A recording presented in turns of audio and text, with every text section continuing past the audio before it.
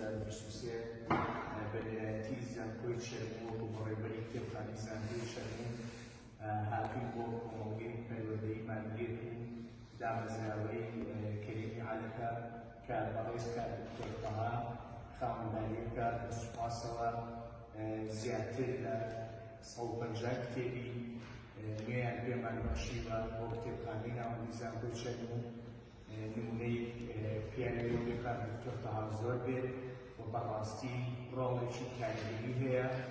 کاریگەری ئەوە لە چەند ساڵێک ڕابردوودا لە پێشبردننی ڕەوتی ڕۆشنگەری و ڕۆشنگری لە کوردستان و بە تایبەتی لە پارێزگای سلێمانیدا.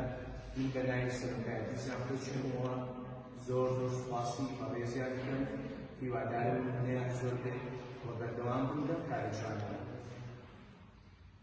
بەخێری پێ خۆشحاڵم بەهاتنتان بۆ کۆمەڵگەی پەروەردەیی مالیەت و دامەزراوەی کەریمی عەلەکە. هیوادارم بتوانین ئەمانە بۆ چەرموو ئەو ناوچە گەورە بەڕێز سەروەرەی کە یەکەمجار گەرمیتیا دۆزرایەوە بووە مۆژی هەموو مرۆڤایەت و شارستانی کە لە ئێوەی جێبوون وەکو سەرەتاییدا. بەخێر.